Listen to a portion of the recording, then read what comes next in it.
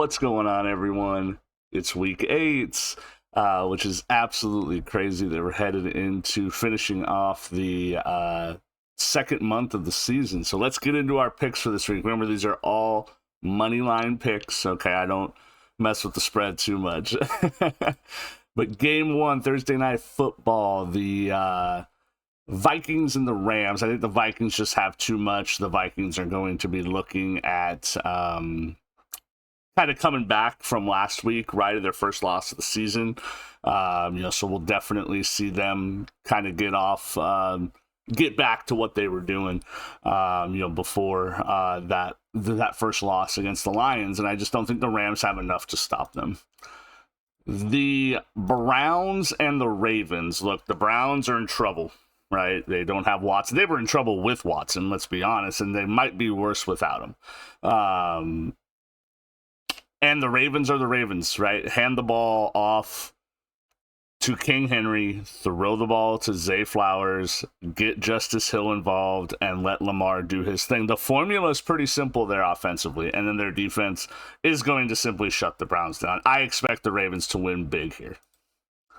Lions and the Titans. The Lions looked absolutely fantastic last week, and the Titans don't. So I mean, I don't know what else to say other than the Lions are simply going to this shouldn't be a close game either. I think this could be a big time blowout with the Lions. Division game here, the Colts and the Texans. The Texans need a get back game after losing that game to the Packers last week, and the Colts are the perfect team to get back on. Anthony Richardson has not put it together yet. He's been in and out of the lineup due to different injuries. I don't think Jonathan Taylor's back this week. Regardless, it doesn't matter if he is or isn't. I think the Texans just have too much. I do think the Texans need to get Stephon Diggs more involved, or Stephon Diggs is going to start complaining.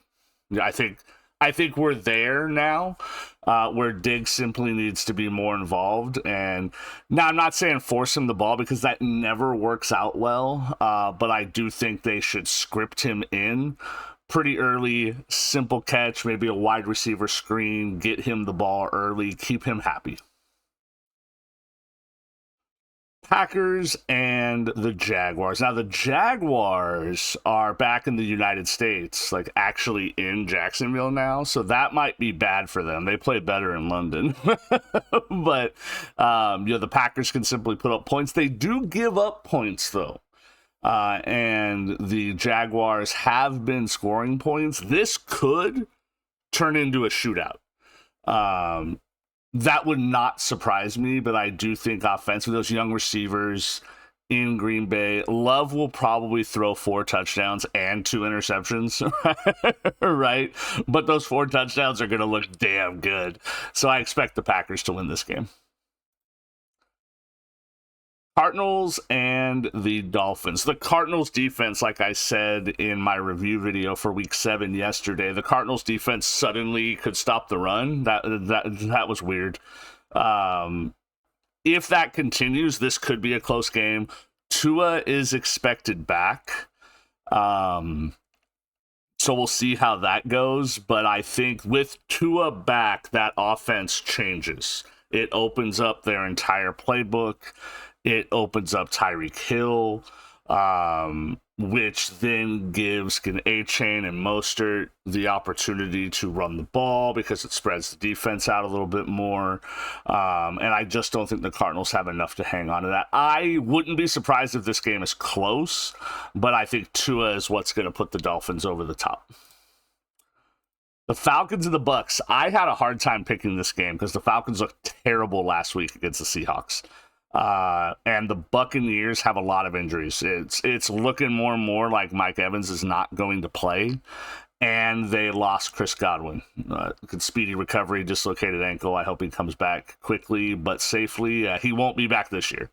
So I had a hard time picking this, and then I remembered Baker Mayfield is better than Kirk Cousins. Yeah, I said it. Baker Mayfield is better than Kirk Cousins, right? I fully expect them to run the ball with Rachaad White. and throw the ball to him. And their rookie, Bucky, whatever his last name is, can't remember it off the top of my head. It's 7 o'clock in the morning here in Phoenix. But, but I fully expect them to work other people in. Cade Otton, it's now his time, right? At the tight end position. He's got to make up for some of that stuff, for some of that loss. Now, the Falcons are very capable offensively. They're just inconsistent offensively. If Bijan goes off, then the Bucs are in trouble, right? If they get Kyle Pitts involved, Drake London, who's had a good season. I could see this being a 24-21 football game. It's one of those division games. I had a hard time picking this one, but I went with the Bucs. Jets and the Patriots. Look, the Jets have to win a football game, and the Patriots are the perfect team to win a football game against. However, I could fully see the Jets losing this game 24-0 because the Jets are the most unpredictable entity in the NFL, right? They can go off. They could stop playing defense, right? And give up 1,000 points. They are weird, right? Give Breece Hall the ball, work Devontae Adams in, keep Garrett Wilson happy, and shut down a rookie quarterback on defense. The formula should be easy here for the Jets, and the Jets should win this football game. But they'll probably lose. The Eagles and the Bengals, two teams that won last week and won pretty well. Like they looked good doing it. Saquon is Saquon. I picked the Bengals only because they were at home, right? Which does matter. It gives you about 3 points, and I expect this to be a 3-point game. This could be the game of the week in terms of it being close, a lot of points. Good running of the football. I do think that the Bengals need to run the ball more. The Eagles, man, I mean, like, I know they played the Giants last week, and the Giants are what they are, which is terrible, right? But hand Saquon the ball, that guy's special. He's special. He's fun to watch. Seems like a good guy. Get on and off the field. I mean, I don't know him personally. I mean, I'd like to, but I just think the Bengals a little bit over the top because they're at home. Jamar Chase is looking good. He's getting in the end zone. I think that this one could be one of those 38-35 games, right? I think this could be the game of the week right here. Saints and the Chargers. Both these teams are terrible. Look, I don't know how Justin Herbert threw for over 300 yards with the receivers he was throwing it to. I'd be totally fine if the Chargers lost out and got a top 3 pick and got a legitimate number 1 receiver. I'm fine with that now. That's where I'm at with this season. We should be 4-2. We're 3-3. 3 games behind the Chiefs. Shocking. The Saints need a quarterback. So they need to lose too. So they can move up in the draft and get a real quarterback. So maybe both these teams want to lose. I don't know. Look, if Herbert does what he did last week to the Cardinals on Monday, to the Saints, they're going to win. Because I think he gets in the end zone at least once. At least once. But they need to run the ball better. They need to hand the ball off to J.K. Dobbins more. They need to get him more involved. And don't get me wrong, those Saints receivers, they can be explosive, right? Taysom Hill could suddenly run the ball for 80 yards and a touchdown, right? This is not going to be a blowout by any means, right? I picked the Chargers because I'm a homer. Okay, I love my team, okay, as much as they piss me off, right? I'm just like everyone else. Go Chargers. Bills and the Seahawks. Hey, by the way, Josh Allen has not thrown an interception this year. Just throwing that out there. Everyone's like, Lamar's MVP. I'm like, whoa. I love Lamar, right? But let's talk about that Josh Allen guy a little bit more. Let's at least get him into the conversation, national media, right? Let's talk about that guy a little bit more. The Seahawks are good last week against the Falcons. They scored 35 points. And Buffalo's got to go on the road, east to west travel. But I just think they have enough. I think that I fully expect Josh Allen to go off and get off. Yeah, I said that. Go ahead and clip that, put that on the internet, and put up some numbers against the Seahawks. The Commanders and the Bears, I actually had a tough time picking this game because I'm starting to come around on the Bears, and I'm starting to come around on Caleb Williams. Now, their wins are against teams that are all under 500. They're now playing Jaden Daniels and a Commanders team that can run the ball, they can control the clock, they have explosive receivers, and they have a quarterback that can hurt you. Now, I know he got hurt last game. He came back. It's looking like he's going to play, but the Bears need to get Roman Dunze involved, period. They need to get him involved. They need to continue running the football, and they need to make Caleb Williams' job as simple as possible, right? No throwing into double coverage. I think this game could be close, right? I had a hard time putting that check mark on that Commanders side because I think the Bears are going to keep this game close. This could be a fun football game. The Broncos and the Panthers, no one wants to watch this football game. No one. I don't even think Broncos fans want to watch this football game, and here's why.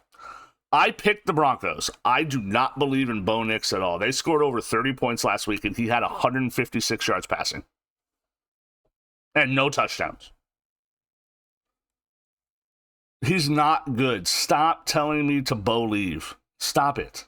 Stop it. Broncos fans don't want to watch this football game because this is a game that the Broncos could lose. And if they lose to the Panthers, I'm going to be an asshole on X/Twitter to all of you if you lose this football game. The Broncos are going to win by 40. The Chiefs and the Raiders. Rumor has it that the Chiefs are about to get DeAndre Hopkins. Who the hell let this happen? The Chiefs are going to get DeAndre Hopkins. It might not be, he might not play this week against the Raiders, but let's be real. My fat ass could play receiver for the Chiefs against the Raiders, and I'd probably get in the end zone. But the Raiders are bad. The Chiefs are winning this game regardless. And I also think the media and football fans have pissed off Patrick Mahomes, talking about, oh, he's got more interceptions than touchdowns. Pat's going to throw 4 touchdowns this game with no picks. I'm calling it right now. If you want to put in a parlay bet right now for Patrick Mahomes to throw 4 touchdowns and mix it in with whatever the hell else you want, or do just a one-off bet, Patrick Mahomes is throwing 4 touchdowns this week, period. And they're going to beat the crap out of the Raiders. Raiders are terrible. Sunday Night Football, Cowboys and 49ers. Remember when this would be exciting? And maybe it still is. This is a good Sunday Night Football game. I know that San Francisco has all these injuries. Ayuk is out for the year. It looks like it's an ACL. Debo's hurt, but he should play. I think they have him listed as questionable. They're still going to beat the Cowboys. Cowboys can't win primetime games on the road. It's just not going to happen. What are they, 1-6 in their last primetime games on the road? 1-5? They are healthy. I'll give them that. They are healthy. Right? But San Francisco at home? Nah. I fully expect them to hand the ball off to Fred Warner to dominate defensively and win this football game. They're probably going to win by 10, 24, 14. A Monday Night Football game no one wants to watch. No one wants to watch this game. Giants and Steelers. Now, I will say the Steelers were more exciting to watch with Russ at quarterback because he could get the ball down the field more. It's looking like Tomlin made a great decision. And maybe that was the plan all along. I don't know. None of us know. Only Tomlin does, who's an all-time Hall of Fame coach. So I'll trust his judgment over my own. Yeah, I'm just some guy on the internet that likes to talk about football. Russ looked good, and the Giants are bad. I expect the Steelers to blow out the Giants by like 24 points. But this is a game no one wanted. Why didn't they flex flex another game in here. I mean, heck, I'd rather watch Colts Texans on Monday night than Steelers Giants. But I do expect the Steelers to win. I know I've been critical of the Steelers before, but man, look, all they do is win. It might be ugly, it might be a bad watch, but they win football games, and that's all that matters. It's all that matters. Those are my picks for week 8, guys. Let me know who your favorite team is below. Let me know how they're doing, how you expect them to do, and what are some of your picks for this week? Let me know down in the comments, guys. That is week 8. I can't believe we're already here. I hope you guys have a good week and a good weekend of football.